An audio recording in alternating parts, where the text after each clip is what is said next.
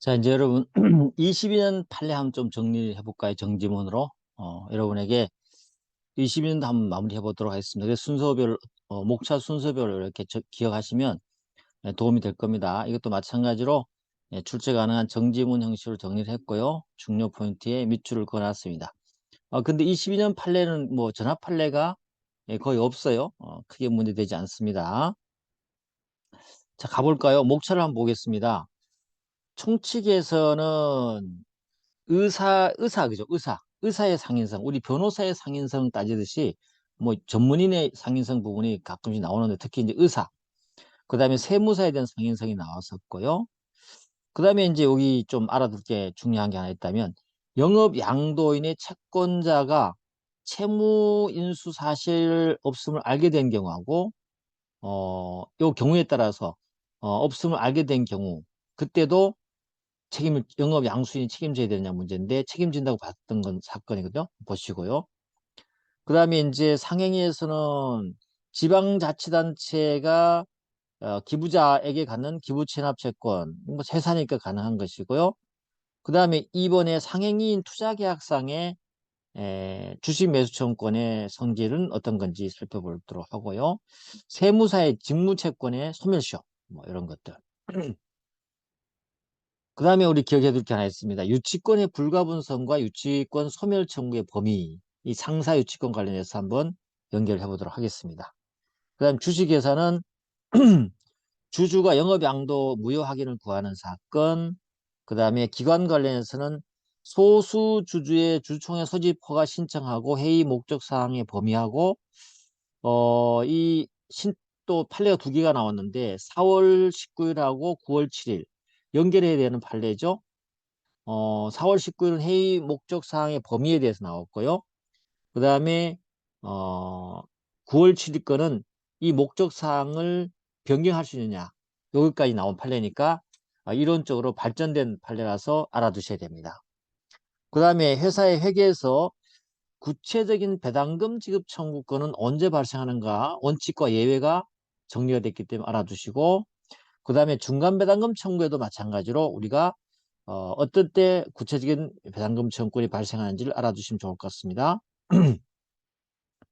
그 다음에 소수주의 회계장부 등에 대한 열람등사 청구권하고 이유기재의 정도 이 부당성에 관한 주장 증명은 누가 할 거냐 뭐 이건 어려운 얘기가 아니고요. 그 다음에 사채 발행 이 신주인수권 사채 발행 무효소가 신주 발행 무효소를 그대로 다 준용하는 상황이고 여기에서 우리가 좀 알아둘 것은 신주인수권 사채는 곧 뭐예요? 신주를 발행하게 되는 상황에서 신주 인수권을 누가 갖게 되느냐 문제되는 거죠. 그래서 신주에 발행할 때 신주 인수권 문제하고 동일한 문제가 여기에 발생합니다. 그와 관련된 판례가 처음으로 나왔기 때문에 여러분이 알아둬야 된다는 것이고요.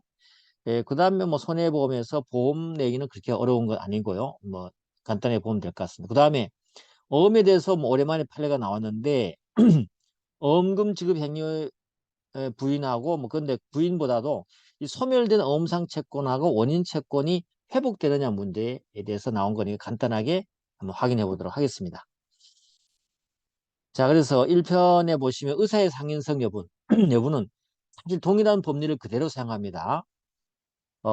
이 뭐 전문 직업들 있죠. 특히 의사 같은 경우 변호사, 법무사 다 이렇게 할 때 근거를 뭐를 대냐면 고도의 공공성과 윤리성입니다. 윤리성이 강조된 직업이라는 거죠. 그렇기 때문에 상인의 영업활동이라든지 그로 인한 형성된 법률 관계와 다르다는 거죠. 그래서 상인이 아니다. 알겠죠? 다시 말해서 의사나 의료기관을 상법 제4조, 5조, 그죠? 상법 당연상인과 의제상인, 그죠? 볼 수 없다는 거죠. 그러다 보니까 어때요? 의사가 의료기관에 대해서 갖는 급여, 수당, 퇴직금 채권은 상사 채권일까요? 아니에요. 뒤에는 또 분리해서 연결해 놨습니다만은 상사시효가 적용되지 않습니다. 알겠죠? 그걸 여러분이 알아두시면 되겠습니다. 어렵지 않죠? 세무사의 상인성도 거의 똑같습니다. 똑같은 법률을 가시면 돼요. 세무사의 직무에 관한 고도의 공공성과 윤리성 강조되기 때문에 상인이 아니다. 알겠죠? 그렇게 보시면 될 것 같고요. 그건 3번이 좀 알아둘 만한 거 되겠습니다. 3번이 이제 영업 양도인의 채권자 채무인수 사실이 없음을 알게 된 경우하고 영업 양수인의 변제 책임이죠. 양수인에 의해서 소용되는 명칭이 상호 자체가 아닌 오커 또는 영업표지, 이런 건 여러분 알 겁니다. 오커나 또는 영업표지인 때도 영업주체를 나타내는 것이기 때문에 우리가 일반인 상호소용과 다를 바 없다. 그래서 상법 42조 1항을 유추정한다는 거죠. 상호소용 관련되는 것. 그리고요, 이제 2번, 3번이 좀 연결되는 부분인데, 어, 채권자가요, 상호소용하는 양수인에 대한 채권을 갖고 있는 채권자가 영업 양도할 때 채무인수입니다. 채무를 양수인이 인수하지 않았다는 거죠. 사실이 없다는 것을 알고 있는 악의 채권자. 알고 있는 악의 채권자에 대해서는 사실 책임질 필요 없겠죠. 그죠? 그렇잖아요. 채무 인수하지 않고 상호를 소경하고 있지만 영업 양수인이 채무를 인수하지 않은 것이 분명하다는 걸 알고 있었을 때는 상호 소경을 하는 양수인이 양도인 채권자에 책임질 필요가 없어요. 알겠죠? 물론 채권자의 악이라는 점은 누가 입증해야 돼요? 영업 양수인이 입증해야 되겠죠. 그런데요, 그게 아니고 3번 가보면 이게 이제 우리가 검토해야 될 부분인데, 채권자가 영업 양도 당시 채무 인수 사실을 알고 있었으나 채무 인수 사실 없음을 알았다는 거죠. 채권 영업 양도 당시는 채무 인수 사실이 없음을 알고 있거나 그 무렵에 알게 된 경우, 그때는요, 영업 양수인의 변제 책임이 발생하지 않습니다. 그렇죠? 그런데 그런데 채권자가 여기서부터 우리가 알아둘 건데, 채권자가 영업 양도 무렵에 영업 양도할 당시에 채무 인수했다는 사실이 없음을 알지 못했어요. 채무가 인수되지 않았다는 거죠. 다시 말해 채무 인수 사실이 없음을 알지 못했어요. 그러면 어때요? 특별한 사정이 없나 당연히 변제 책임을 져야 되죠. 영업 양수인은요. 근데 그 이후에 채권자가 채무 인수하지 않았구나라는 걸 알아버렸어요. 양도 당시는 몰랐는데 나중에 알아버렸다는 거죠. 그랬을 때 그러면 모든 책임을 지지 말아야 될 것인가가 문제됐는데, 판례는 그렇다 하더라도 이미 발생한 영업 양수인의 변제 책임은 소멸되는 것은 아니다. 그러니까 채권자가 책임을 영업 양수인의 책임을 지게 할 수 있는 요건이 영업 양도 무렵에 채무 인수 사실 없음을 알지 못하면 나중에 알다 하더라도 이미 발생한 영업 양수인의 변제 책임은 소멸되지 않는다. 이게 결론이에요. 알겠죠? 여기까지 여러분이 확대됐다는 걸 생각하시면 되겠습니다. 상행이 이제 소멸시와 관련해서 지방자치단체가 기부자에 대한 갖는 기부체납채권과 상사 소멸시인데, 이건 별거 없어요. 왜냐하면 기부자가 회사였기 때문에 상인이잖아요. 그죠? 일방 상인이기 때문에 이건 상사시효 소멸 적용됩니다. 그 기부자가 상인인 경우는 지방자치단체와 기부자 사이에 시결 기부체납약정은 보조적 상행위로 상사시효 적용된다. 그 다음에 상행위인 투자계약상 주식 매수청구의 성질은 투자 관련해서 주식 매수 청구 약정을 할 수 있거든요. 이때 이 주식 매수 청구는 형성권이라는 형성권. 알겠죠? 그렇기 때문에 주식 매수 청구권 행사 기한은 제척 기간이다. 그래서 이 계약에서 주식 매수 청구권 행사 기한을 약정했을 때는 주식 매수 청구권 그 기간 내에 행사하지 않으면 소멸되는 것이고, 행사 기한이 약정이 없을 때는 어떻게 한다고요? 여러 가지 계약의 성격 등을 따져봐서 주식 매수 청구권 행사 기한을 정하면 된다는 것이 판례 입장입니다. 뭐 그 정도 한번 알아두십시오. 또 더 나아가서 이때 주식 매수 청구권은 상행인 투자 관련 계약을 체결한, 그죠? 어, 당사자가 달성하고자 하는 목적과 밀접한 관련이 있고 그 행사로 성립하는 매매 계약 또는 상행에 해당되기 때문에 이때는 상법 64조를 유치해서 5년의 제척 기간이 지나면 소멸한다. 알겠죠? 그렇게 보시고, 그럼 기산점은 어떻게 잡을 것이냐? 의무 불행이 있는 때에 투자자가 형성권인 주식 매출을 행사할 수 있다고 정한 경우 특별한 사정이 없는 행사 기한은 투자 대상 회사 등의 의무 불행이 있는 때부터 그때부터 기산한다. 이것도 이렇게 한번 기본적으로 여러분이 기억해 두시면 좋겠습니다. 그 다음에 세무사 직무채권 소멸시 아까 이미 봤듯이 우리 요 1번 동그라미 1번 하면 알고 넘어가죠. 민법의 163조 5회 가보면요. 변호사, 변리사, 공증인, 공인회계사, 법무사의 직무에 관한 채권은 3년의 단기시효에 적용된다. 이렇게 나와 있거든요. 여기 세무사가 빠져 있잖아요. 이럴 때 여기서도 세무사를 포함시켜서 3년의 단기 소멸시효가 돼야 되는 거 아니냐라고 할 수 있지만 아니라고 봤어, 판례는. 알겠죠? 세무사와 같이 그들의 직무와 유사한 직무를 수행하는 다른 자격자의 직무에 관해서는 민법 163조 5호가 유추적용되지 않는다고 봤어요. 그렇죠? 예, 그러면 결국 세무사에 대해서 우리가 이제 일반적인 상인적인 거죠. 상행위 또는 상인으로 판단해 봐야 되겠죠. 세무사는 우리가 상인이 아니라고 했잖아요. 예, 그래서 세무사의 직무에 관한 채권은 상사채권에 해당된다고 볼 수 없죠. 그래서 민법 162조 1항에 따라서 몇 년? 10년의 소멸시효다. 알겠죠? 이렇게 보시면 된다. 그 다음에 유치권의 불가분성과 유치권 소멸 청구의 범위다. 유치권의 불가분성은 여러분 민법을 잘 알 겁니다만 민법 321조에 가보시면 유치권자는 채권 전부의 변제를 받을 때까지 유치물 전부에 대해서 권리를 행사할 수 있다는 거죠. 그리고 유치권의 불가분성은 그 목적물이 분할 가능하거나 여러 개의 물건인 경우에도 한꺼번에 다 포함됩니다. 알겠죠? 그것이고 핵심은 뭐예요? 이러한 유치권의 불가분성은 상사유치권에도 그대로 적용된다는 게 이제 판례가 정립했습니다. 알겠죠? 상사유치권에도 유치권의 불가분성 그대로 적용된다. 됐습니까? 그렇다면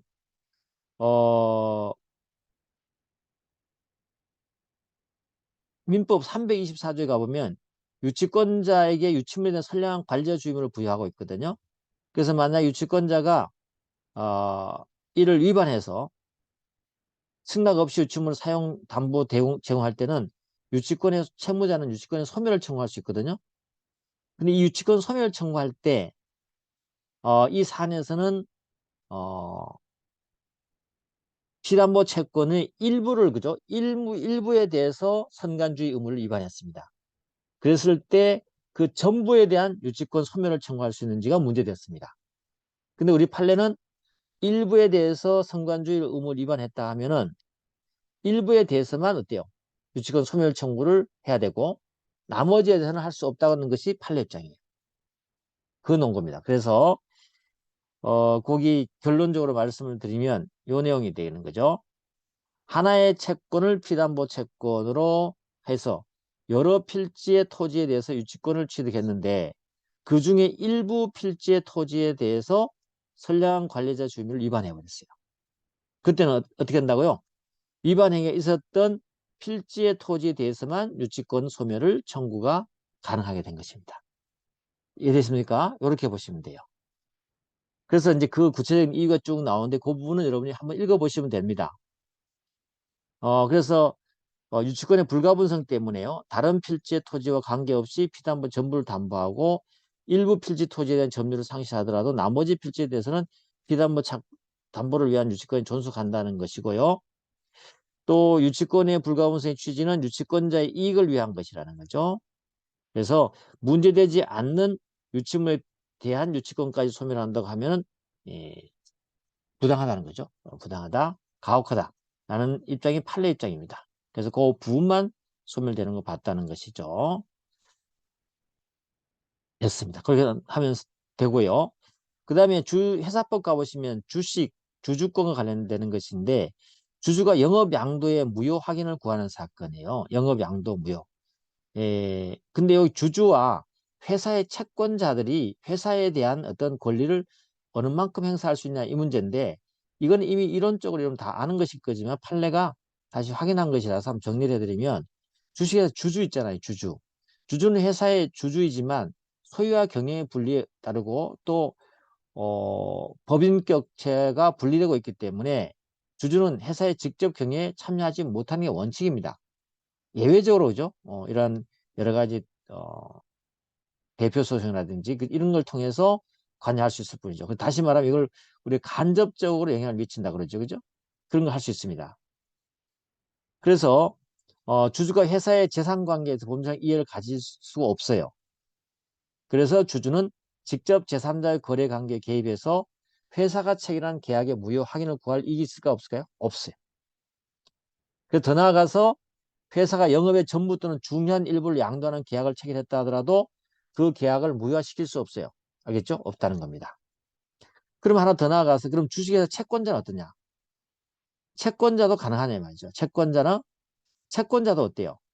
회사가 체결한 제3자와 체결한 계약이 자신의 권리나 법적 지위를 구체적으로 침해하거나 이에 직접 영향을 미치는 경우에는 그 계약의 무효를 확인을 구할 수가 있습니다. 알겠죠? 그래서 그 계약을 해서 회사의 변제 자력이 감소돼서 채권의 전분의 일부를 만족될 수 없게 될 뿐인 간접적인 거죠. 간접적인 영향을 받을 때는 그런 확인을 구할 이익은 없는 거죠. 그건 채권자는 좀 다르죠. 채권자는 권리나 법적 지위를 구체로 침해하거나 직접적 영향을 미칠 때는 무효 확인의 소를 제기할 수 있지만 간접적일 때는 못하는 것이고 주주의 경우는 그죠? 주주의 경우는 거의 간접적이기 때문에 영향을 미치지 않습니다. 그죠? 무효 확인을 구할 이익이 없습니다. 없다는 거. 주주와 그리고 회사 채권자가 회사에 대해서 관여할 수 있는 하나의 법리를 여기서 말했기 때문에 알아두시면 좋을 것 같고요. 그 다음에 소수기관입니다. 2절. 소수주주의 주총회 소집 허가 신청과 회의 목적 사항의 범위예요. 회의 목적 사항의 범위예요. 이건 뭐냐면 소수주주가 상법 366조에 따라서 주총회 소집 허가 신청할 수 있잖아요. 그죠? 예외죠. 임시주총회. 그때 주총회 결의 사항이 아닌 것을 회의 목적 사항으로 정할 수 있을까요? 신청할 때 안 됩니다. 원칙 하나 알아두시고 그 다음에 주총회는 상법 또는 정관이 정한 사항에 한해서 결의할 수 있고 그렇죠?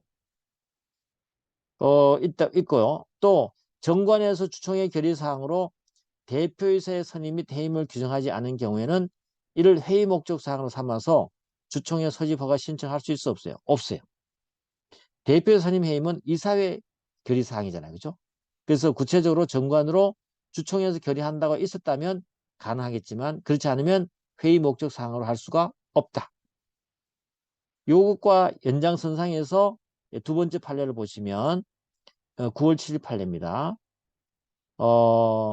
소수 주주의 주총회 소집 허가 신청 시 기재된 회의 목적 사항의 변경을 할 수 있느냐 이 문제입니다. 일단은요 우리가 한번 살펴본다면 임시주총회 소집 청구서에 기재된 회의 목적 사항하고요. 회의 목적 사항하고 소집 이유가 이사에 먼저 제출한 청구서와 서로 맞지 않아요. 이유가 이사에 먼저 제출한 소집 청구서 있죠. 이 청구서와 서로 맞지 않아요. 불일치해요. 이럴 때 그냥 불일치하기 때문에 소집 허가 신청을 기각해 버립니까? 아니라는 거죠. 어떻게 해요? 소집 이유에 맞추어서 회의의 목적사항을 일부 수정하나 변경하도록 할 수 있다는 게 판례 입장이고 그렇기 때문에 법원은 그 불일치의 내용을 성명하거나 지적함으로써 신청인의 의견을 진술하게 하고 회의 목적사항을 수정 변경할 기회를 줘야 된다는 게 판례 입장이에요. 이게 하나의 중요한 결론이 되겠습니다. 알겠죠? 그리고 우리가 이 대표이사는요. 대표이사는 이사회 결의로 대표이사에게 해임될 수 있겠죠. 이사회 결의 당연하고 그 다음에 만약에 주총회 결의로 뭐예요? 이사를 해임시켜버리면 대표이사직도 상실되는 거 아시겠죠? 왜냐하면 대표이사는 이사의 자격을 가져야 되기 때문에 그런 거죠. 그렇죠? 뭐 그런 내용입니다. 그렇게 알아두시고 판례가 확인한 내용이고요. 자, 3번에 가보시면 소수주주가 제출한 임시 총회 소집 청구서에 회의 목적 사항이 어떻게 되냐면 대표이사 해임 및 선임으로 되어 있어요. 좀 잘못되어 있죠? 또 소집 이유가 이사직의 해임과 후임 이사의 선임. 이거는 맞겠네요. 그렇기 때문에 그러면 어때요? 그리고 또 회사의 정관에 대표이사 해임이 주총회 결의상으로 정해져 있지 않아요. 정해져 있으면 이게 맞을 수도 있죠. 정해져 있지 않아요. 그럴 때는 어때요? 목적 사항과 소집 이익이 서로 맞지 않죠. 그때는 법원은 어때요? 회의의 목적 사항으로 기재된 대표이사 해임 및 선임의 의미를 정확히 밝히고 조치를 취할 기회를 갖도록 해줘야 된다는 거죠. 아까 우리 결론 내용과 같은 얘기입니다. 알겠죠? 요거 좀 여러분 잘 기억해 두시면 좋겠습니다. 앞에 판례하고요. 자, 회계와 관련해서 배당금 지급 청구권의 구체화되는 과정을 설명하는 판례가 나와 있습니다. 8월 때 나온 건데 우리 그 주주의 이익 배당 청구권은 추상적 권리죠. 근데 구체적 권리가 되려면 어떻게 돼요? 주총회에서 승인됨으로써 다시 말해서 이익 배당 관련된 잉여금 처분 계산서가 주총에 승인되면 어때요? 이익 배당이 확정되는 거죠. 그때 구체적이고 확정적인 배당금 지급 청구권이 인정되는 겁니다. 그런데요, 이게 원래 원칙입니다. 이게 원칙인데 굉장히 중요한 내용인데 알아두실 거면 그래서 이익배당 청구권 구체화되는 것은 주총의 승인입니다. 이게 원칙이에요. 그런데 예외가 정관에서 회사에게 배당 의무를 부과하면서 배당금 지급 조건, 금액을 산정하는 방식 등을 구체적으로 정하고 있습니다. 정관에서. 그에 따라서 만약 정관에 따라서 개별 주주에 배당할 금액이 만약에 산정됐다. 알겠죠? 됐어요. 이런 상황에서 대표이사하고 이사회가요. 경영 판단에 따라서 배당 금액을 달리 정할 수 있도록 하는 규정이 없다면 그 정관으로만 그렇게 할 수 있도록 되어 있고 없다면 예외적으로는요. 예외적으로 정관에서 정한 지급 조건이 갖추어지는 때 그때 주주에게 구체적이고 확정적인 배당금 청구권이 인정된다는 거예요. 원칙적으로는 주총회에서 승인되면 되는 거잖아요. 근데 예외적으로 정관에 구체적으로 정하고 있고 대표이사는 이사회가 관여할 수 없도록 만약 돼 있다면 예외적으로 정관에 정하는 지급 조건이 갖추어지면 뭐가 된다? 구체적인 배당금 지급 청구권이 발생한다는 얘기예요. 원칙과 예외죠. 설령 주총에서 이익배당에 관한 결의를 하지 않았다거나 정관과 달리 이익배당을 거부하는 결의를 했다 하더라도 정관으로 정해져서 정해진 이익 배당금 있죠. 이걸 지급을 거절할 수 없어요. 아시겠죠? 그래서 요거까지 알아두셔야 된다. 그래서 원칙은 주총의 승인, 예외적으로 정관으로 확실히 정해져 있다면 그때 정해지는 건데 정관이 정해진 상황에서는 주총에서 이걸 결의를 하지 않거나 거절했다 하더라도 거부하는 결의를 했다 하더라도 거절할 수 없습니다. 구체적으로 확정된 것이기 때문에 지급해야 됩니다. 이해됐죠? 그 다음에 중간배당금 청구는 우리 어떻게 하는 겁니까? 이사회 결의를 하잖아요. 상법 462조의 3회 1항에 가보시면 연일의 결상일 정한 회사에서 정관의 정함이 있으면 이사회 결의죠. 여기는 핵심이 뭐예요? 주총의 결의가 아니에요. 중간배당은 이사회 결의로 중간배당 할 수 있는 거예요. 원칙적인 이익배당은 우리가 앞쪽에 봤을 때 뭐였습니까? 주총의 결의, 그 다음에 정관이었잖아요. 근데 중간배당은 이사회 결의를 할 수 있고 횟수는 영업연도 중 1회로 한정됩니다. 여기 하는 기본 원칙이고요. 그러면 여기서 문제됐던 거 중간배당에 대한 이사회 결의가 성립해버리면 어때요? 중간배당 청구권은 구체적인 중간배당금 지급 청구권으로 확정됩니다. 앞에 거 비교해봐야 되겠죠? 일반 이익배당 청구는 어때? 주총에서 하고 그 다음 정관으로 해서 예외적으로 정하는 경우 있고 그 다음 중간배당금 청구에 구체적으로 지급 청구를 확정되는 것은 이사회 결의라는 거죠. 그래서 이사회 결의가 있으면 중간배당금이 지급되기 전이라도 당해 영업연도 중 1회로 제한된 중간배당은 이미 결정된 것이죠. 그렇죠? 그 같은 영업연도 중 다시 중간배당에 관한 이사회 결의를 하는 건 돼야 안 돼요? 안 됩니다. 그 다음에 이사회 결의 지급 청구권이 구체적으로 확정되면요. 그 청구권의 내용을 수정이나 변경할 수 있습니까? 안 됩니다. 알겠죠? 이사회 결의로 수정 변경할 수 없어요. 한번 확정되면. 그래서 구체적인 배당금 청구권에 대한 내용이 두 가지에 다 나와 있기 때문에 이 판례에서는 여러분이 이론적으로 의미가 있기 때문에 확인해 두십니다. 그 다음에 소수주주의 회계장부 등에 있는 열람등사 청구권과 이유기재 정도 및 부당성에 관한 증명책임. 이건 어렵지 않습니다. 사실 이렇게 이유를 붙인 서면으로 열람등사 청구하게 된 이유가 뭡니까? 절차가 신중하게 진행될 필요가 있고 회사가 열람등사에 응할 의무의 전부나 열람등사 대상인 회계장부와 서류의 범위 등을 손쉽게 판단하기 위한 것이죠. 그죠? 그런 취지를 갖고 있습니다. 그렇기 때문에 그 이유에 적어야 될 내용은 어떤 거예요? 열람등사 청구권 행사에 이르게 된 경위와 행사 목적 등이 구체적으로 기재되면 충분하죠. 2번입니다. 예, 이게 충분합니다. 그죠? 이겁니다. 행사에 이르게 된 경위와 행사의 목적 등이 구체적으로 기재되면 충분합니다. 근데 그 이유가 사실일지도 모른다 합리적 의심이 생기할 정도로 기재하거나 이유를 뒷받침한 자료를 첨부할 필요가 없어요. 이거 알아두셔야 되겠죠. 그러니까 정도 열람등사 청구권 행사할 때 적는 이유의 내용과 정도입니다.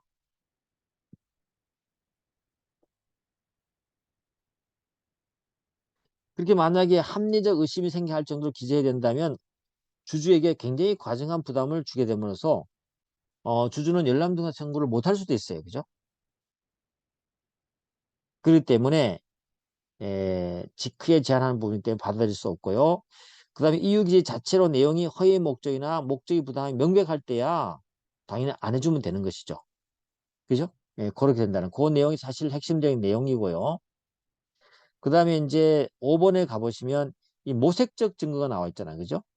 뭔가를 증거를 찾기 위해서 무색 증거를 찾기 위해서 하는 열람등사 청구도 있을 수 있죠. 그죠? 근데 이거 구체적이고 어떤 필요에 의해서 한 것이 아니고 모색적 증거 수집을 위해서만 열람등사 청구한다면 이건 허용될 수가 없어요. 그럼 이 모색적 증거 수집을 위한 열람등사 청구인지 어떻게 판단하느냐? 그죠? 이거는 굉장히 신중하고 엄격하게 판단해야 돼요.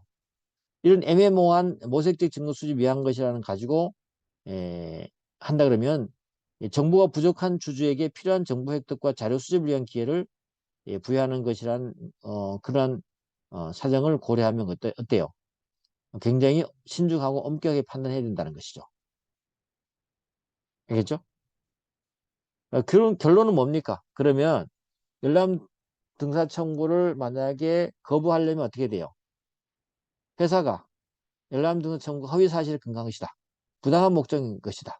라는 것을 증명하면서 벗어날 수는 있겠죠. 그죠? 이렇게 된다는 것이고.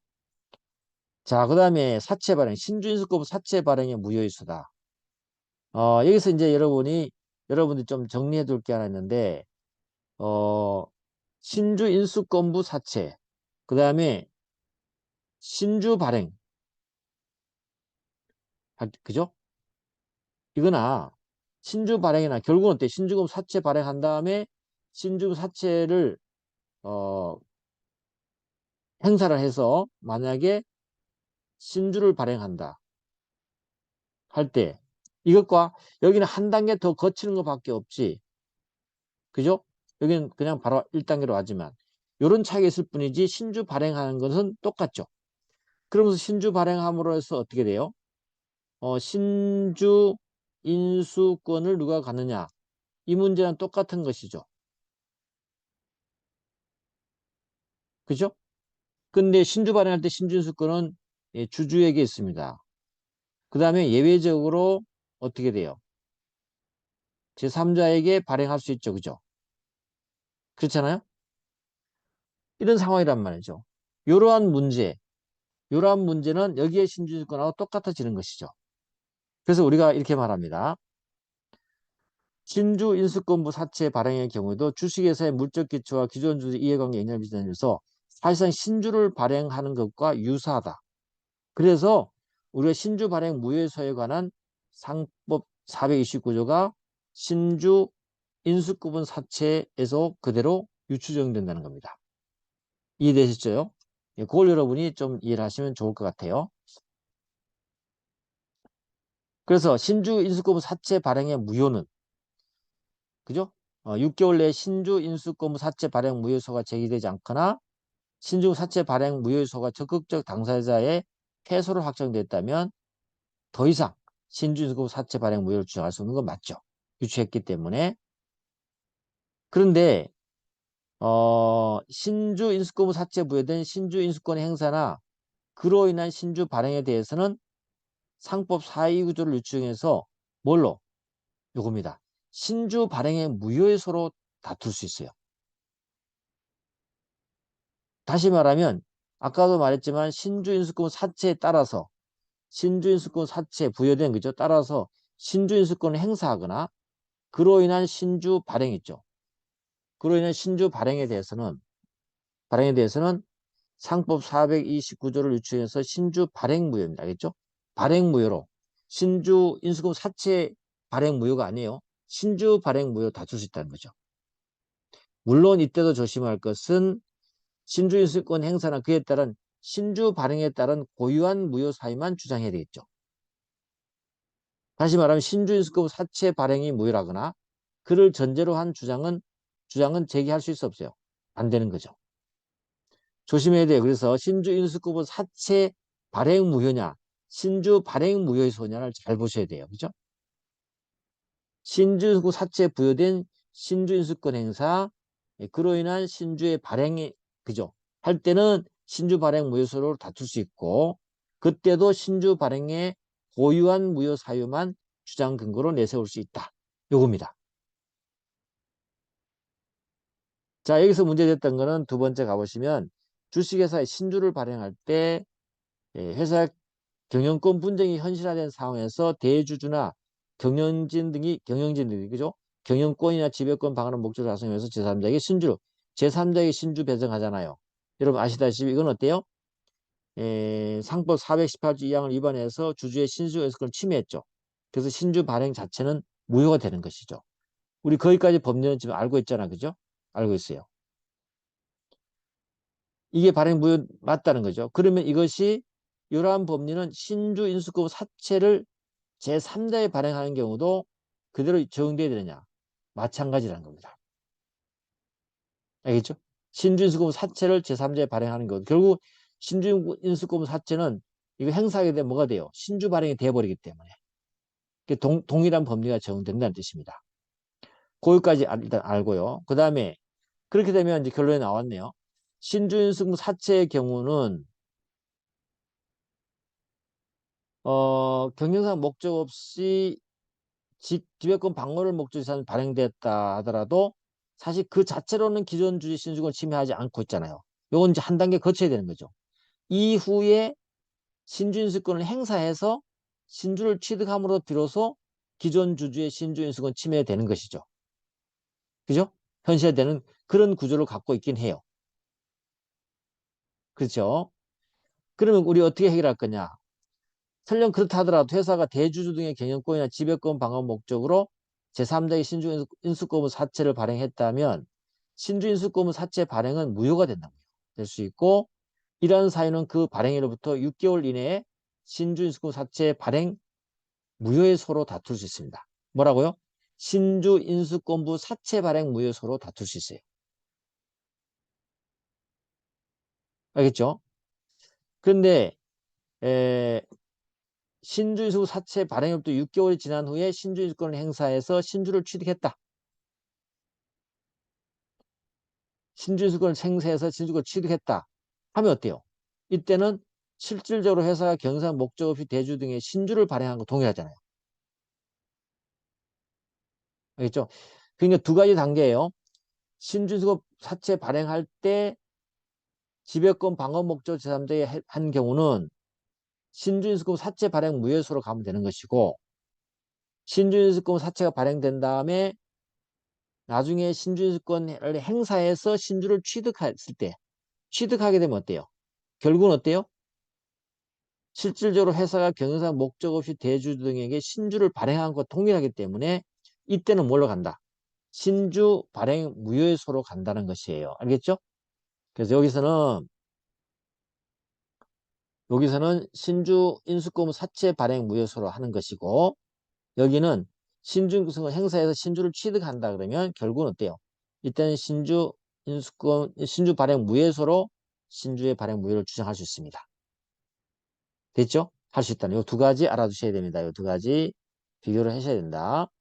잘 보셔야 돼요. 그 다음에 신주 발행 무예소의 제소기간은 신주 발행일로부터 기산한다. 알겠죠? 신주 발행 무예소의 제소기간은 신주 발행일로부터 기산해야 되지. 앞쪽에 요 앞 단계에 있는 신주 인수금은 사채 발행일로부터 기산할 필요는 없어요. 그렇다고 해서 요것도 알아둬야 되겠죠? 이런 식으로 신주 인수권 행사해서 신주를 취득해서 이러한 문제가 됐을 때는 신주 발행 무효소를 제기하는데 그 제소 기간은 신주 인수권부 사채 발행으로부터 기산하는 것이 아니고 여기에 신주 발행할 때부터 알겠죠? 신주를 발행할 때부터 그때부터 기산한다는 거 6개월을 알아두시면 됩니다.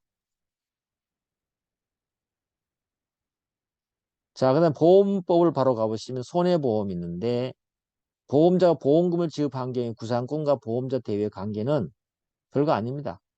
구상권하고 변제자 대위권은 내용이 전혀 별개의 권리라는 것만 알아두시면 됩니다. 그거는 상법상 보험자 대위권에 있어서 마찬가지다. 뭐 그냥 간단하게 알아두시면 될 것 같고요. 그 다음에 어음수표에서는 어음금 지급 행위가 부인이 되어서 부인됐을 때 소멸된 어음상 채권, 원인 채권이 회복될 거냐 이 문제거든요. 원래는요. 원인 채무의 지급을 위해서 어음을 배서 양도하게 되면 원인 채무와 어음상 채무가 병존하고 있다가 나중에 어음금이 지급되어서 어음 채무가 소멸하면 원인 채무도 함께 소멸하죠. 그렇죠? 근데 이러한 어음금 지급 행위가 부인되어서 어음 소지인이 상대방의 어음금을 반환할 때 어음 소지인 상대방이 어음금을 반환할 때 채무자회생법 109조 1항에 따라서 원래는 소멸되었었던 건데 소멸했던 어음상 채권은 회복되는가요? 회복됩니다. 어음상 채권의 소멸에 의해 함께 소멸했던 원인 채권도 소멸됩니다. 그래서 함께 다시 소멸된다는 것을 다시 말해 채무자회생법에 따라서 소멸됐던 어음상 채권이 어때요? 어음금 지급 행위가 부인되었다면 어음금을 반환 그죠? 어음 소지인인 상대방이 어음금을 반환했을 때 그죠? 반환했을 때는 이렇게 다 회복된다는 걸 하나 알아두시면 될 것 같아요. 자, 여기까지 해서 여러분에게 어음수표법까지 2022년 판례까지 뭐 중요한 걸 한번 살펴봤습니다. 빠른 속도로 좀 왔는데 여러분들이 혼자 읽기 좀 부담스럽까 봐서 함께 제가 좀 읽어드리면서 거쳐봤습니다. 혹시라도 질문이 있거나 궁금한 점 있으면 카톡방으로 반드시 질문 주시고요. 뭐 짧은 기간이지만 여러분에게 또 질문이 있으면 질문해도 상관없습니다. 그리고 요 10일이 정말 너무너무 중요하기 때문에 여러분이 시간 활용을 정말 잘해야 됩니다. 물론 이 또한 이 자료도 여러분에게 도움이 안 된다면 보지 않으셔도 상관없겠지만요. 어쨌건 여러분 하여튼 남은 기간 최선을 다해서 좋은 결과 있기를 항상 기도하고 응원하겠습니다. 감사합니다.